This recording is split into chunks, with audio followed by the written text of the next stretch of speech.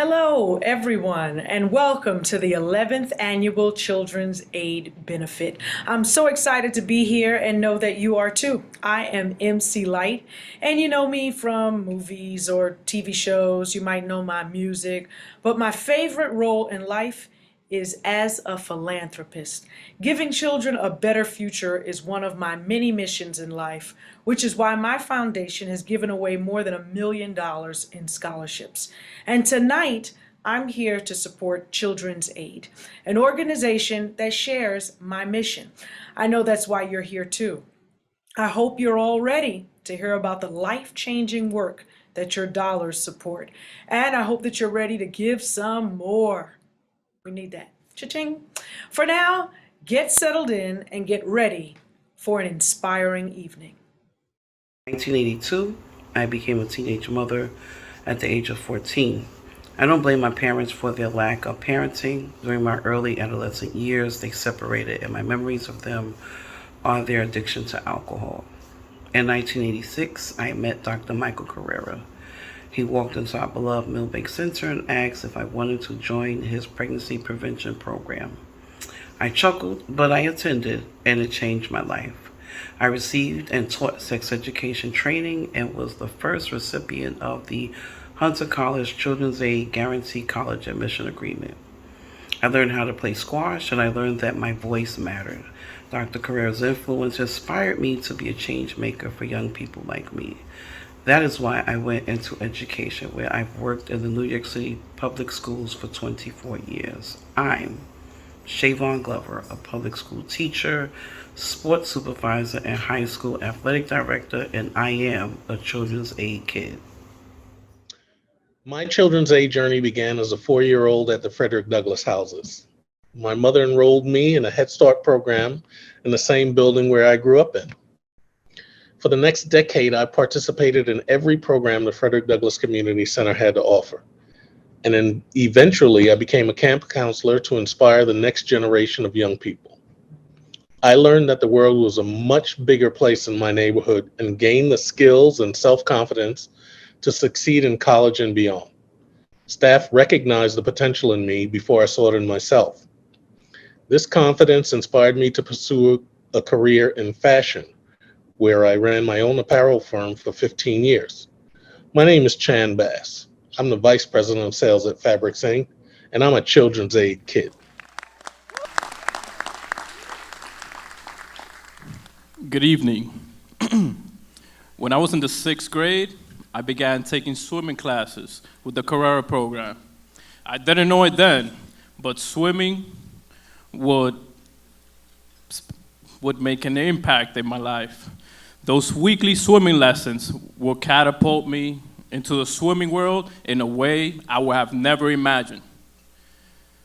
I went on to swim in both high school and at Lehman College, where I earned an athletic and academic scholarship for both undergraduate and graduate school. I also helped my team win a championship in 2009. I also worked as a lifeguard for almost a decade, recording 96 saves during that 8-year career. Participating in the Carrera program helped me build a foundation to be a successful high school student, college student, graduate student, and employee. And I also made some lifelong friends. My name is Vincent Suburbi. I am a senior financial analyst at Orange and Rockland Utilities, Inc., and I am a children's aid kid. Thanks. Good evening, everyone. It is Vanessa Williams, and a big hello to the staff and supporters of Children's Aid. I'm an actress, singer, dancer, producer, blah, blah, blah.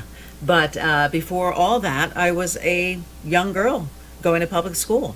And both my parents are public school educators. So I know firsthand how important it is to have a great opportunity in the public school system. And I hope you'll take this opportunity tonight to show your support with your contributions. We all have a part to play in making New York and all 5 boroughs a great place for Children's Aid to do what they do best. So show your support tonight. Your contributions tonight will make a huge, huge difference in so many lives. And it's just a wonderful way to make the world brighter and better. So thank you again for your support, and have a great, great night.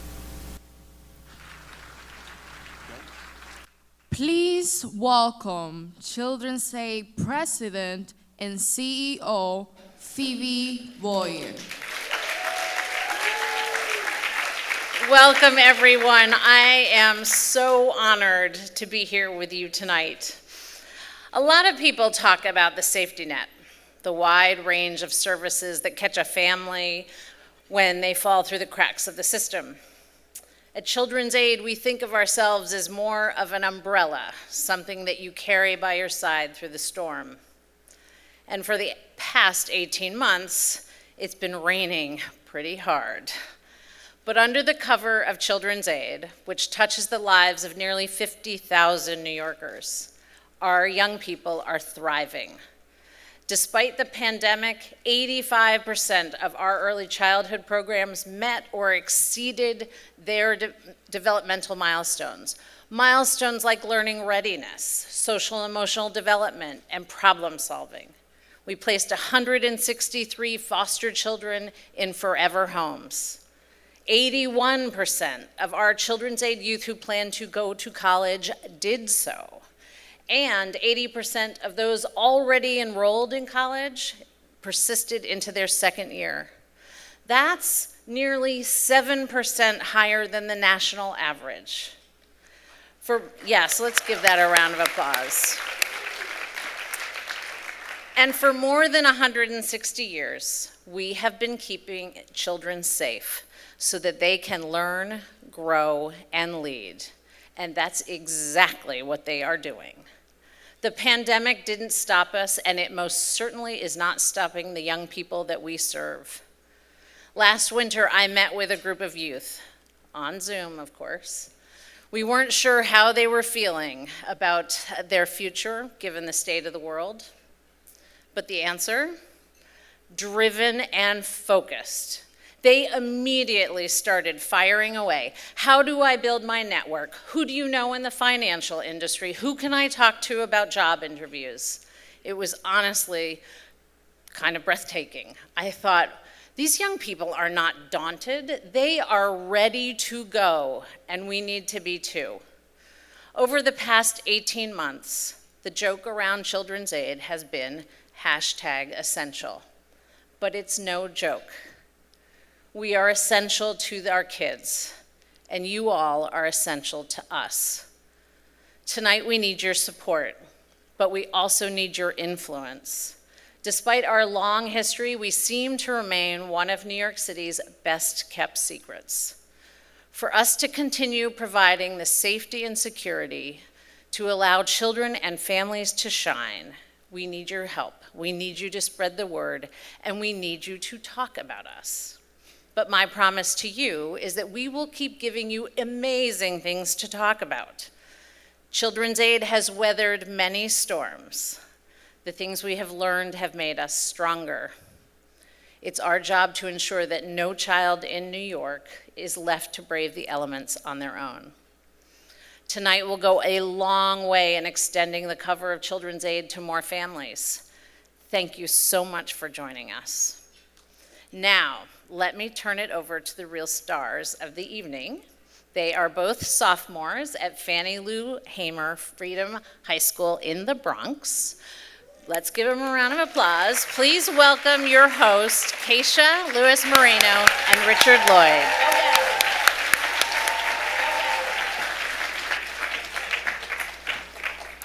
Thank you, Phoebe, and good evening, everyone. I'm Keisha Lewis Moreno. And I'm Richard Lloyd, and we're excited to be here to represent all of the young people who thrive because we have Children's Aid in our lives.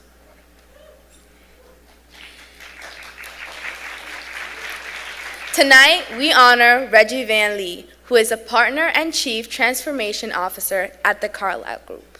Thanks to those of you who are here in person and those joining us virtually, just like school last year. Exactly. Richard and I both had an unexpected freshman year thanks to COVID. The pandemic made things difficult, but honestly, I feel lucky to have Children's Aid and everyone at Fannie Lou Hamer by my side. Last year was transformational for me. Before COVID, I worried about failing. I wasn't always like that. When I was a little girl in the Dominican Republic, I was very curious. I had my mother's fearlessness. She was different from the rest of my family.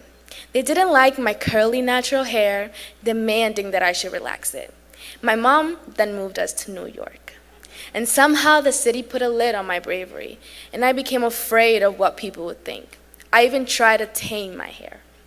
That's how things went along until the pandemic. But then life slowed down, and I had a lot of time to think. I went to Black Lives Matter protests, and I got involved with Children's Aid. With their encouragement, I decided to push myself. I did internships with JP Morgan and Madison Square Garden. The lid came off, and I again became the girl who wasn't afraid. Turns out, she was here all along. I'm back at school looking for new things to try, things that will scare me a little. When the pandemic taught me about myself is something I'm going to hold on to. The inequality the pandemic taught us is something we should all hold on to and accept and resolve to change. I have accepted that things will be more difficult for me because I am Black, I have curly hair, and I live in the Bronx. But I don't want your pity. I want you to see me as equal. I want you to understand that for many people, struggle is ongoing, but you should see the potential, like Children's Aid saw in me.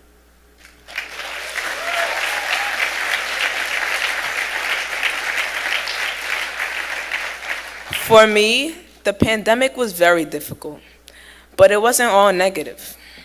I lost a lot of passions for the things I had been doing, like basketball and dance, but I started to find myself.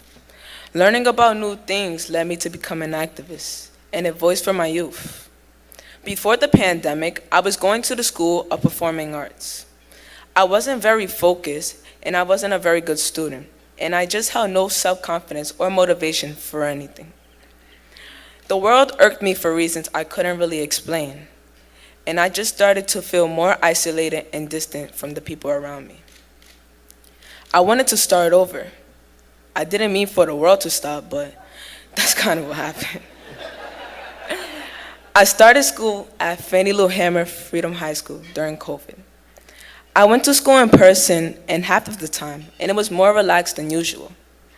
For example, in my math and science program, we actually went to the Bronx River to test the water. And that's how my activism began. I realized that the garbage in my neighborhood, the bad water in my buildings, and the bad air in the Bronx is intentional neglect by society. And you can't move somewhere else because the problem isn't income, it's race. I had absorbed all of that and turned it inward, and I felt less worthy.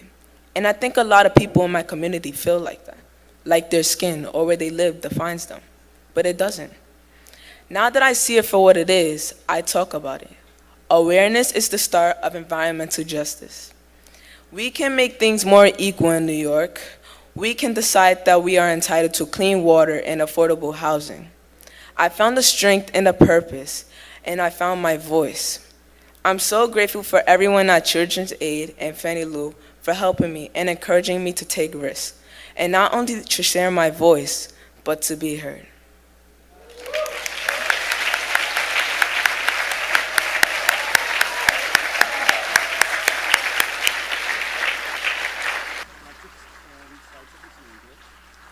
Please welcome Children's Aid alumnus and principal of PS 31 in Staten Island, Dan Singleton. So before I even start, I'm just moved by these two young people. I'm just moved by them.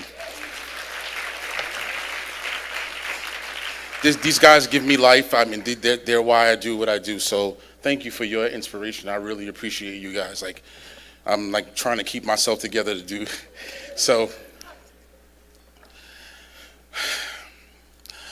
I'm really glad they made the Children's Aid Society every day on the weekends and every weekday. I'm really glad they made the Children's Aid Society. I thought to myself, that looks like fun, but it's not my Good Youth Center, not knowing that my Good Youth Center was the Children's Aid Society. As I'm here immersed in full adulthood with my wife, son, house, career as an educator, I reflect back and I realize that all roads lead back to my experiences at the Children's Aid. I grew up in a rough part of Staten Island in the middle of the crack epidemic. I witnessed drug use and violence all around me. My mom worked 3 jobs, so she was barely home. She needed a place that was safe in the community to put me after school. That's how we found the Children's Aid. I was only in the 3rd grade when I started attending every day after school and summers when I was eligible to be a camper. Then when my camping days were over, I became a camp counselor there as well. I was part of the family. I stand before you an elementary school principal, something I never thought in my wildest dreams that I would be. And when I think of what these little boys and little girls need and what I needed and what good you would provide, I needed safety in the midst of chaos. No matter what it was like on my block, I knew that I was going somewhere safe and secure. I often tell the story of Miss Eileen, who's here. I'm so glad you came today, Miss Eileen. I often tell the story of Miss Eileen, who stood on the steps at the entrance. When you saw her, you were home. Once I entered those gates, I knew I was going to a place where I was safe and secure and I didn't have to worry about being hurt. To a child, even unconsciously, that is everything. I needed somewhere to belong. Many kids who grew up like me, we just need to belong. Often, that need results in looking for love in the wrong places. I knew Good Hugh loved me then, and I know Good Hugh loves me now. I felt that love every day, and there was no need to go looking anywhere else. Good Hugh was it. Finally, I needed experiences. I needed exposure to things that interested me. The Good Youth Center is the first place I ever used a stove or touched a computer. I learned to swim there at summer camp. I played baseball on the team for the first time at Good Hugh. Good Hugh was the first place I ever put on a basketball uniform and played a real game with real referees. I fell in love with the game of basketball at Good Youth Center. That love turned into a college scholarship to play basketball for the Southern Connecticut State University Owls. Children's Aid gave me what I needed to become what I am. Because of what I got, I knew what to give. You simply cannot tell my story without talking about Children's Aid. I used to hear that song and I thought it was so catchy, but now when I hear it, it warms my heart. I'm really glad they made the Children's Aid Society.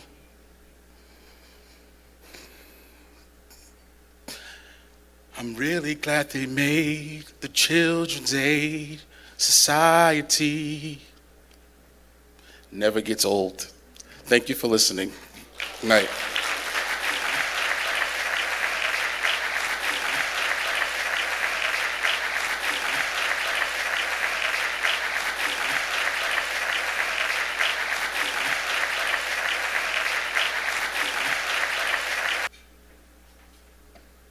We continue tonight's events with a very special guest, our honoree, Reginald Van Lee.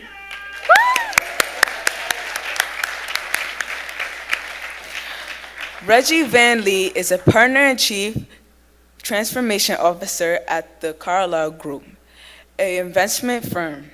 He previously spent 32 years at Booz Allen, where before he retired as an executive vice president, he led numerous business units across multiple industries.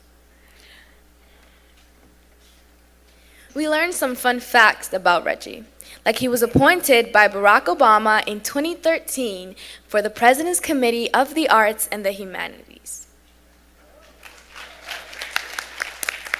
He was one of 32 black students in his class at MIT, where he earned his bachelor's and master's degree in civil engineering. He has had a great appreciation for the arts and recognizes its power.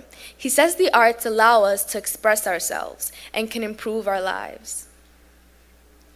Indeed, he has served on boards on the Studio Museum in Harlem and the Juilliard School, and the Public Theater. Mr. Van Lee has had a successful career as a management consultant. His work has taken him across the world and allowed him access to these rooms that he never even imagined. Because of those experiences, he says, my goal in life is always to continue to be able to get into those rooms and then to bring others into them as well. We are honored to share the stage with him tonight. Please welcome Reginald Van Lee.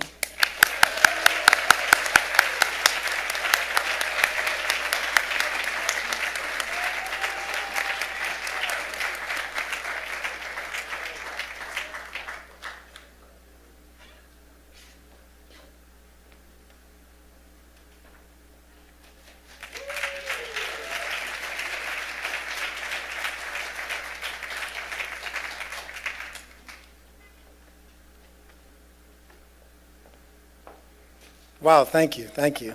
Thank you, Keisha and Richard, for that very kind and generous and undeserved introduction. And thank you for having me here tonight. It's an honor to be recognized by Children's Aid at this critical moment of renewal in New York City, the greatest city in the world. We've shown resilience, and we will continue to show resilience. You see it in the soul that shines in moments of need. That soul is alive and well here tonight with all of you, and certainly with the depth and breadth of support for Children's Aid provides to thousands of families across New York City every year. I was very blessed to grow up in a two-parent home with a loving family and a caring and generous family and community of church members and friends who embraced me and assured me I could do anything. Not all children have that. If not for the level of support I received, where would I be today? I truly don't know. I like to give back the financial, spiritual, and moral support I received so that other kids, particularly children of color, can live up to their potential. That's why I'm here tonight joining forces with Children's Aid. I've been fortunate to have a wonderful life and a tremendous career, and when I finally retired from Booz Allen in 2016, I decided to take a little time to think about what has really propelled me in this direction. I like to think of it as my 4 C's. The first C is courage. The world will constantly tell you what you cannot do, but sometimes you have to step out and try things anyway. After I graduated from MIT, I went to work as an engineer for Exxon. 2 months into it, I knew it was not for me.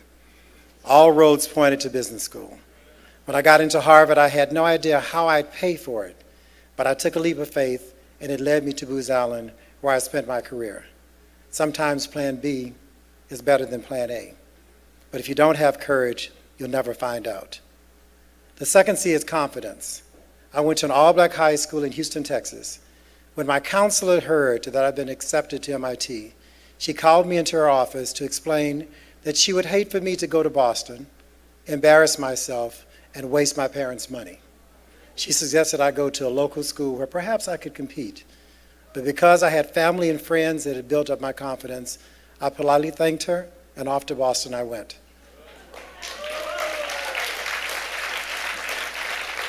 Without that confidence, mine would have been a very different life. The third C is competence. Nothing will serve you better than knowing what you're doing.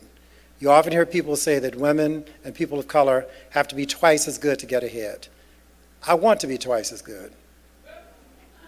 I'm happy to get ahead. I take the equation to 4 decimal points when 1 would be sufficient, and that has made the difference. But the most important thing I've discovered is the 4th C, and that's community. However you define it, your race, your sex, your neighborhood, Having your community to celebrate you when you win and to fall back on when you lose is essential. Children's Aid is that community for so many families across New York, whether it's ensuring a child gets a foster care placement, keeping a child care center open during a pandemic so mom and dad can go look for work, or making sure there's food on the table so kids can show up to school hungry only to learn. Children's Aid is helping the young people of New York build the courage, confidence, competence they need to succeed, and I'm honored to be a part of it. Thank you.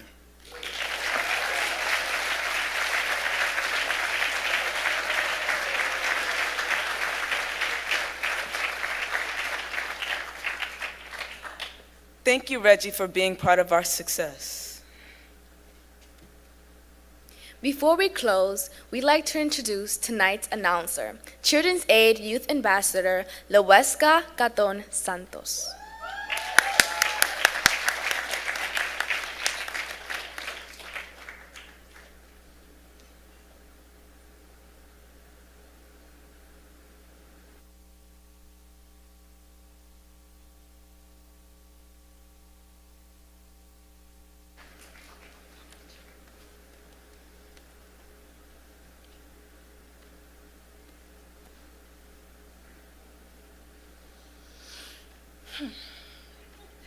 Good evening. I'm Loeska, a senior at Bronx Career and College Preparatory High School. I am so happy to have been part of tonight's event for Children's Aid. Each experience with Children's Aid has built upon the previous. I was first introduced when I got a summer job placement at Children's Aid. I got the opportunity to help members of my community register to vote and understand the election process.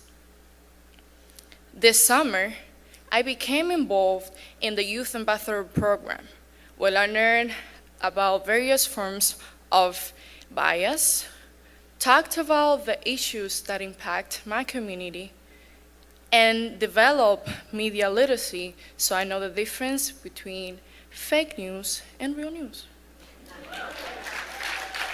I know these experiences will benefit me next year when I'm in college studying forensic psychology.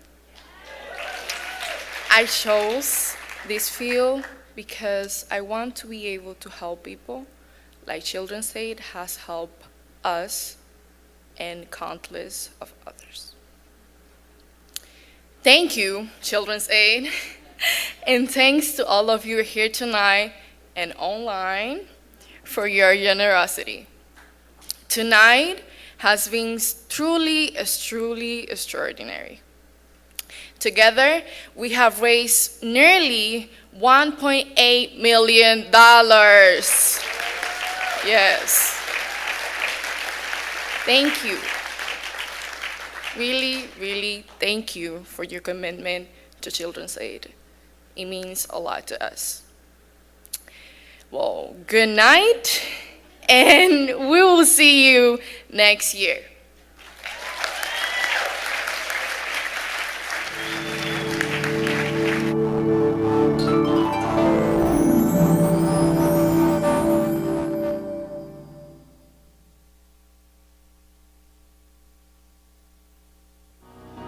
I'm really glad they made the Children's Aid Society. They help with troubles and all kinds of woes and even with anxiety. They help with homework when kids get stuck. They help families when they're out of luck. When you don't know what to do, they'll give you advice and help you pull through. I'm really glad they made the Children's Aid Society. They do a lot of work behind the scenes and even do some of it privately. They can help with doctors and dentists too. They can lift your spirits when you're feeling blue. If you're ever in a jam, they can help you out. Giving help to kids is what they're all about. I'm really glad they made the Children's Aid Society. Kids may even ask, why for me? Because they care. They really do.